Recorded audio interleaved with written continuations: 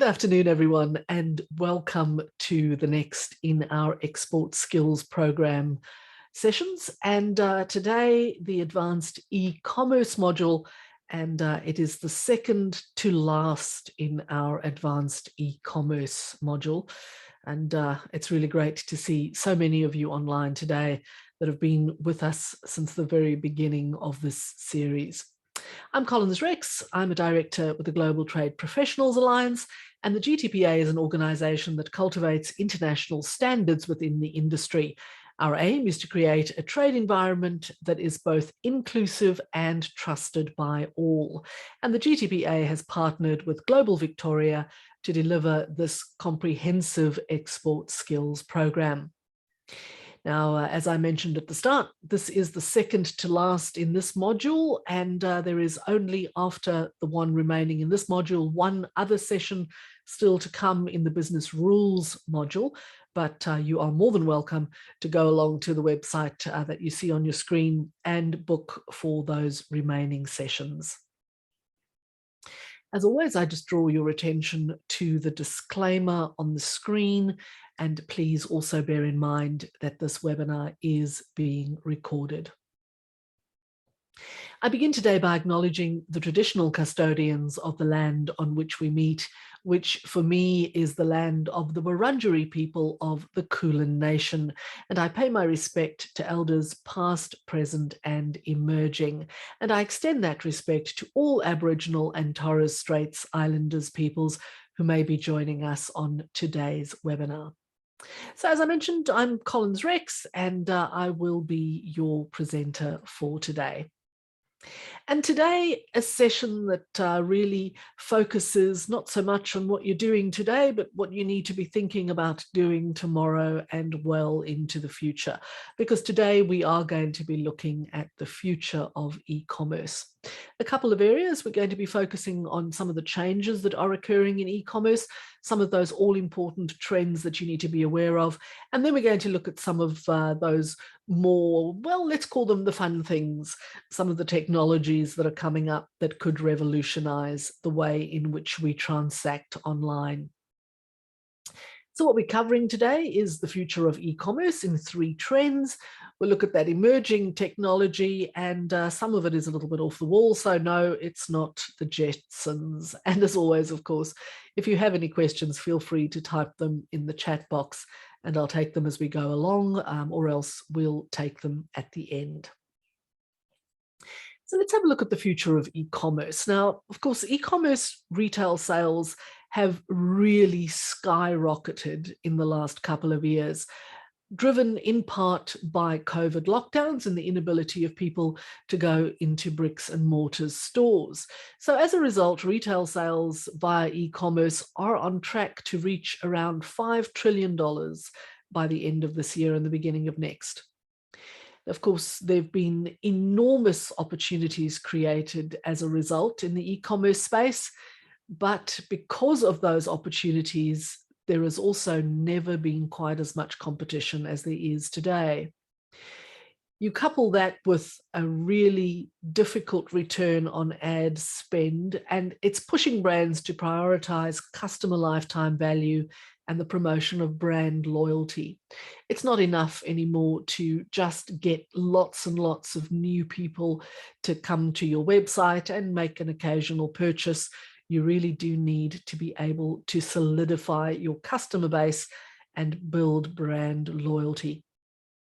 Trust has become a currency, and of course, for just about all of us, interacting on social media has become a way of life.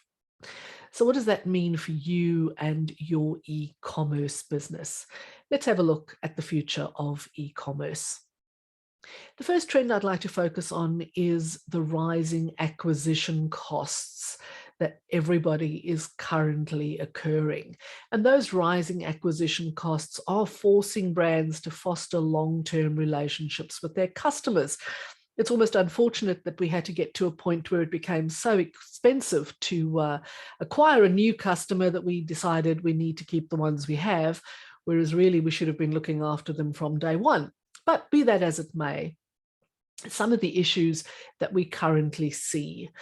Direct-to-consumer competition is rising. So although retail business doors have certainly reopened after COVID restrictions have been eased, e-commerce sales are still growing exponentially. And this means that there is huge competition amongst those D2C brands that are competing for consumer attention. Advertising costs are really getting very, very high across all platforms.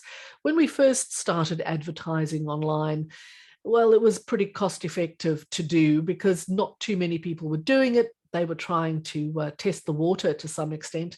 Those days are over. Digital advertising costs are really eating into those marketing budgets. And that means that the traditional marketing heavy customer acquisition models are suffering. Brand building now is helping to attract and retain customers. So businesses that really want to get ahead in e-commerce are investing in brand building, and that increases lifetime customer value. It boosts conversion rates in the short term, and it attracts out-of-market buyers in the long term. Now, when we look at what this means, there are far fewer barriers to entry now, and that means that more and more online retailers are entering the e-commerce space. Advancements in technology and the growth of available marketplaces have also made it easier, and of course, more and more marketplaces are coming online as well. So even those brands that don't necessarily want to or afford to have their own e-commerce shops through their own websites are finding it a lot easier to get online. If we look at how e-commerce retail sales have changed and grown over the past few years, we can see that in 2014, it was all still relatively new. It's increased exponentially into this year, and it will continue to grow well into the future. Merchants today are spending a lot more and gaining a lot less. So competition is the biggest obstacle to achieving growth in 2022.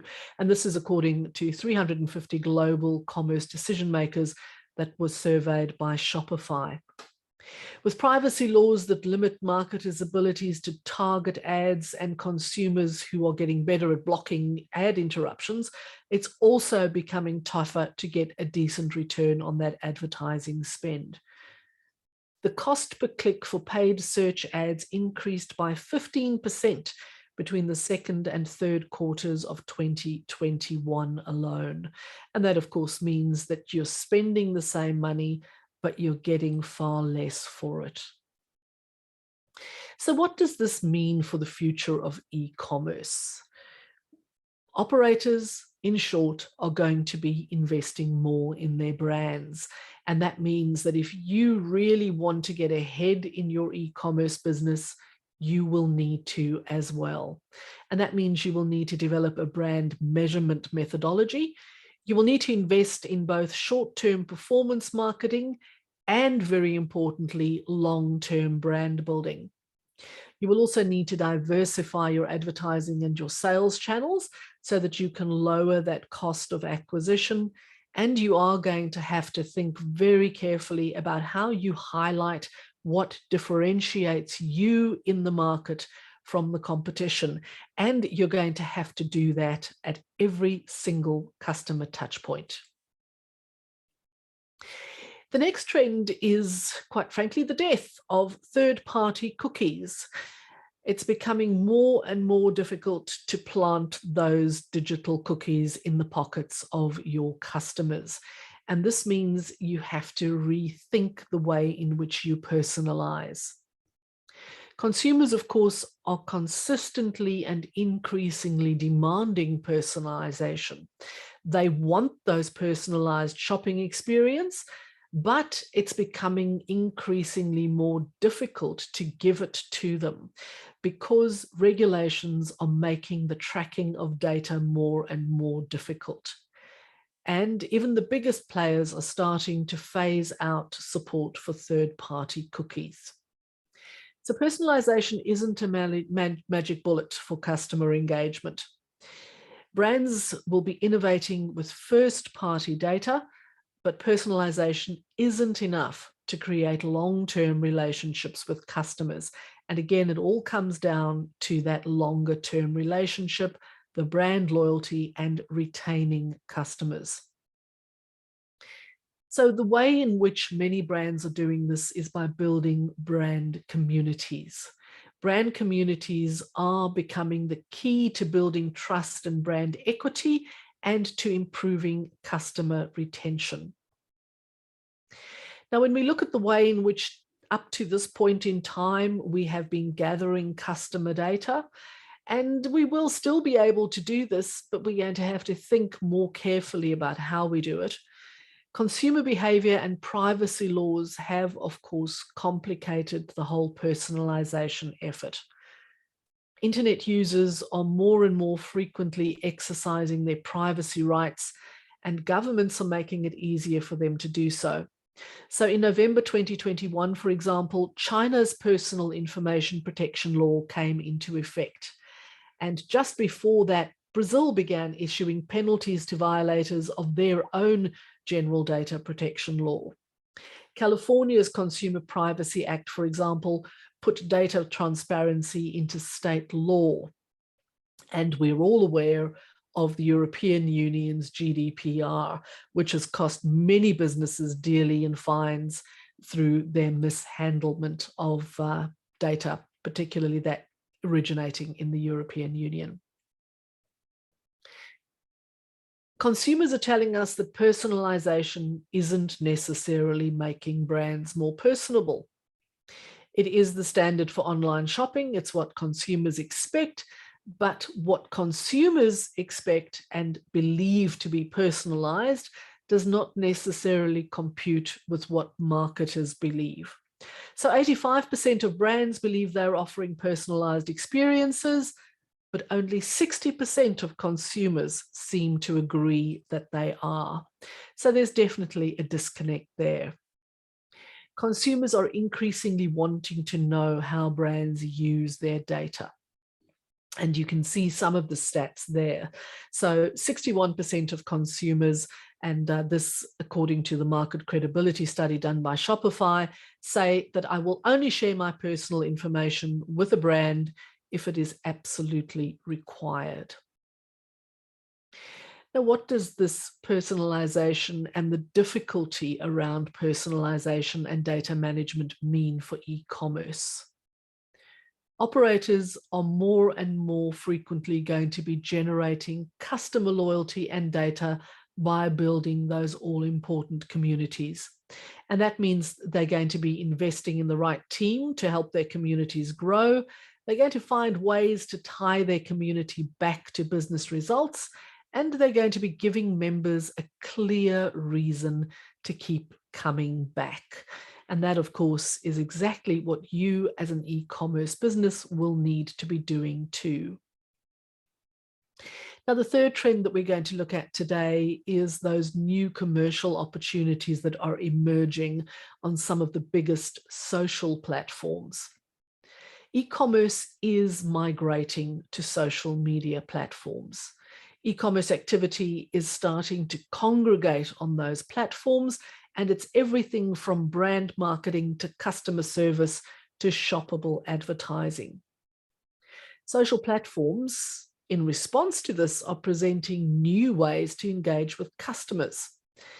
So many platforms are putting in place evolving features, and this lends themselves to unique customer experiences.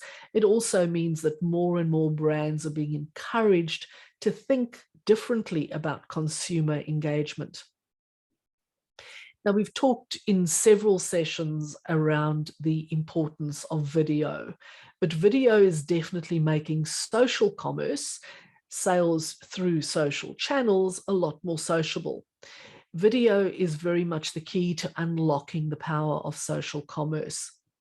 Leading brands are focusing on social first approaches, like behind the scenes live streams. So for example, clothing manufacturers are showing how their new lines come into being, with people sitting at cutting tables, designing fashion images, etc.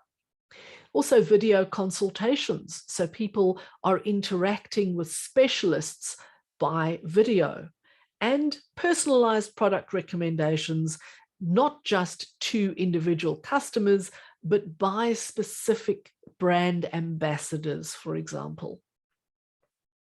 Social commerce definitely on the rise. So sales through social media channels around the world are expected to triple by 2025. And about 30% of internet users in the United States already make purchases directly within social platforms. But China is growing even faster. Almost half of China's internet users shop on social networks. And together, they are generating more than 10 times the sales in the United States. And you can see the representation there. So businesses are really trying very hard, and that means that they're sort of falling over themselves a little bit to update their approach as live shopping really takes off. Live commerce that uses social media platforms to fuse live streaming and commerce is more fragmented in North America and Europe, but it is starting to really gel in China. It makes it very difficult for merchants who are new to the format to know where to begin, because it is evolving so quickly. So some companies, for example, have partnered with mainstream social media platforms, and this is Walmart has partnered with TikTok, for example, Sephora with Facebook. Others, however, have created their own channels outside the well-established platforms. So Nordstrom, the big department store, has launched its own shopping channel, and Best Buy is going to be using its fulfillment center to have associates do live streams around their products. Live chat and video are also starting to make big inroads in social commerce, because it's changing the way in which people interact, not just with each other, but with the brands that they are interested in. And the little image there has got the chat bot, and as you can see, I've crossed it out. So the chat bot, of course, is what we're all aiming to do now. We're aiming to get that customer service component through the chatbot world, having customer service available 24/7. And you really do need to be looking at that. But the reality is, in future, you're going to have to go a step, or a dozen, quite frankly, beyond that.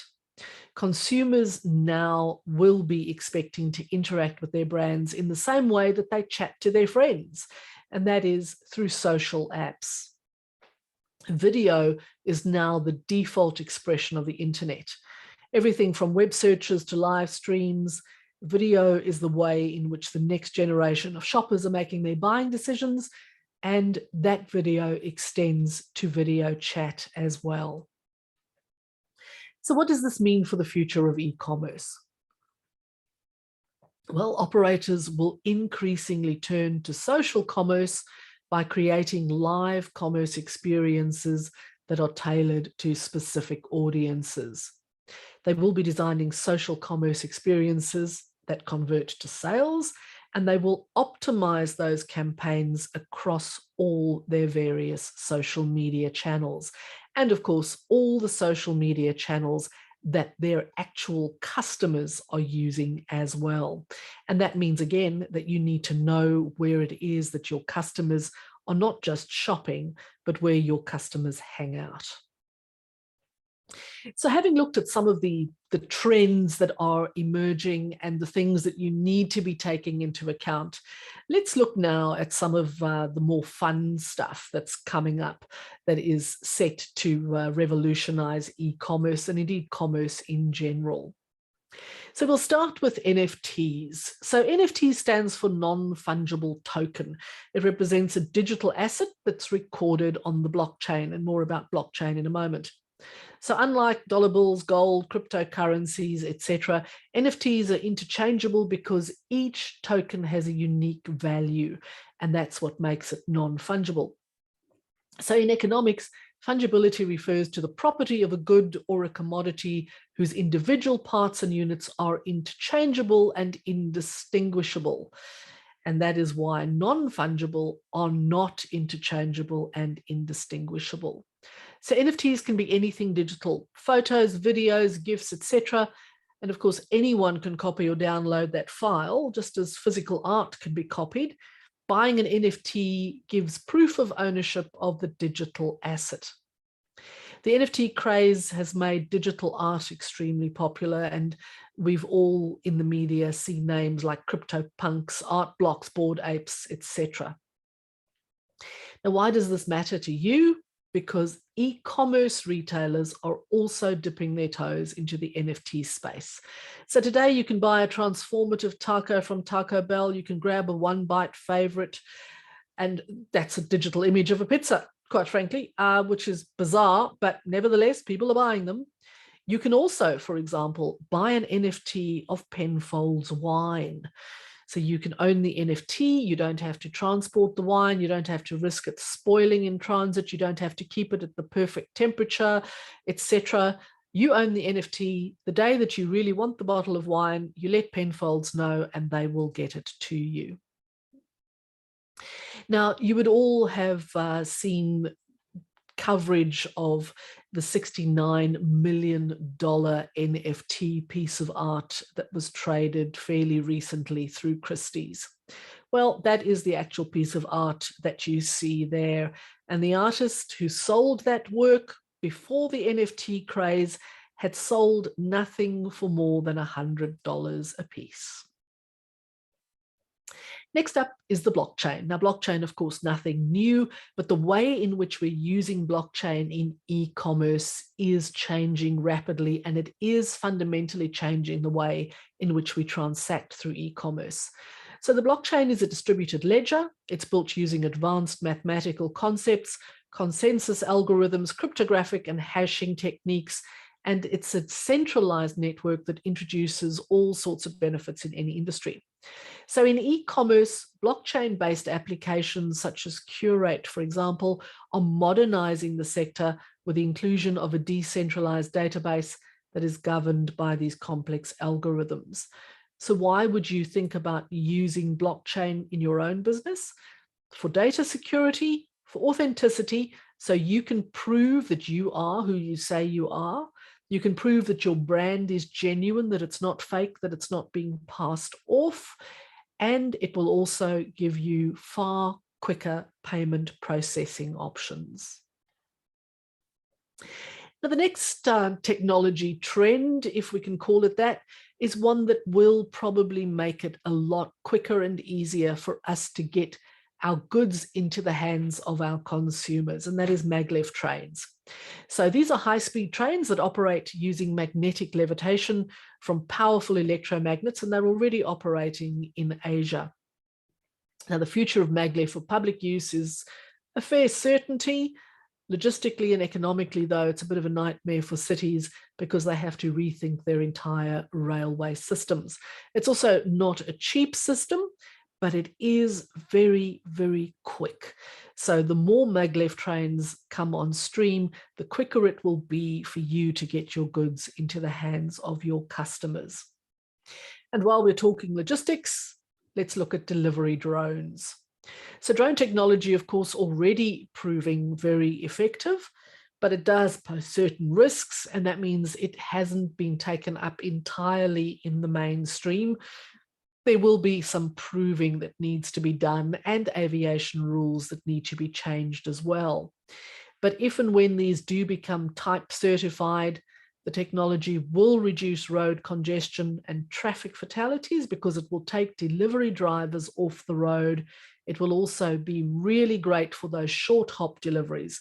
So this is not going to affect your life too much when you're selling via cross-border e-commerce, unless the person who is fulfilling the last mile of your e-commerce delivery is using drones. And obviously that has implications for how you pack, the weight that can be carried, etc. Driverless trucks and cars, well, we read about this almost every day. Something raises its head about how people are going to and not going to interact with autonomous vehicles. but essentially they will be using artificial intelligence, telematics, robotic technology to drive themselves and hopefully to make our roads safer and also less congested. Driverless trucks are really an important future technology for the freight industry, but it is also a fairly fraught future technology, because if you look at the United States, for example, so many truck drivers are unionized and on the roads. But if you look at the United States, and if you have been shipping goods to the United States, you will know that there are enormous delays once the goods actually arrive in the country, because there is a severe shortage of truck drivers that can certainly be ameliorated by having driverless trucks. And there you see a representation by Mercedes-Benz of what one of those trucks could potentially look like. Now, a couple of technologies for which we have Elon Musk to thank. One is tunnels and the other is the Hyperloop. So Elon Musk's The Boring Company hopes to reduce traffic congestion by using a series of underground tunnels in cities across the world.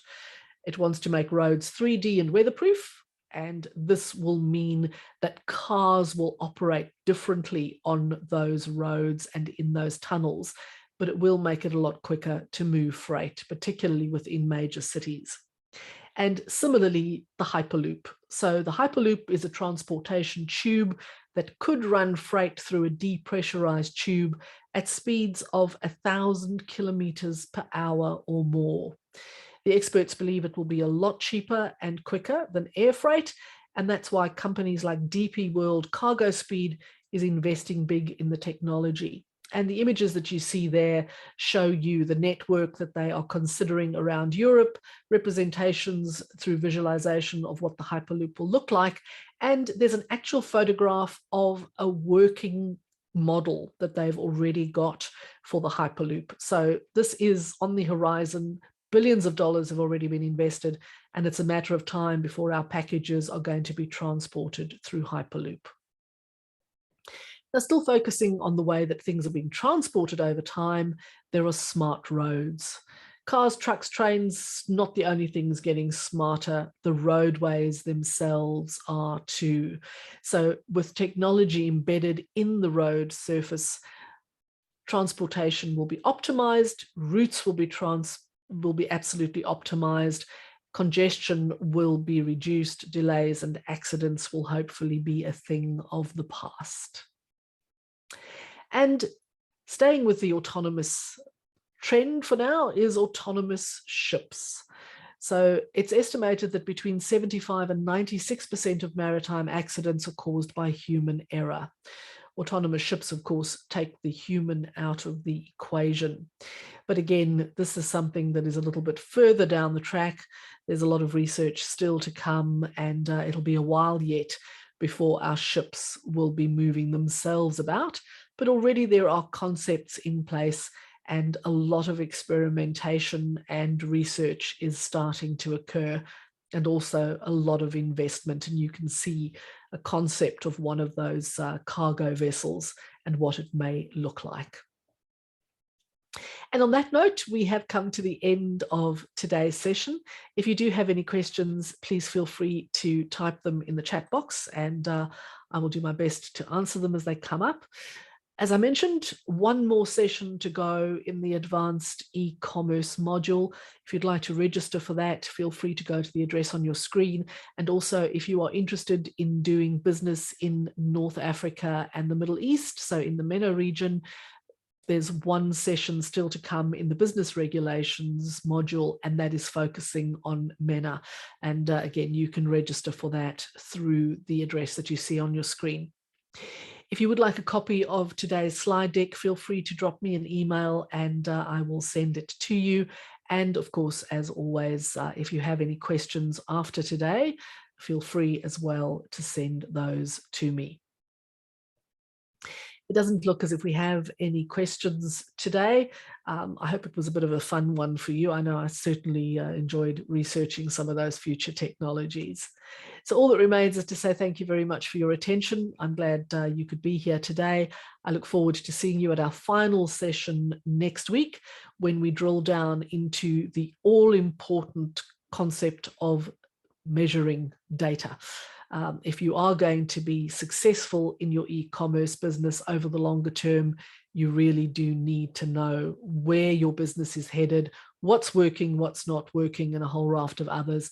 So we're going to spend a fair bit of time looking at the data next week, and that is how we will draw this module to a conclusion. So thanks, everyone. I wish you a good afternoon, and go off and do some good e-commerce business. Goodbye.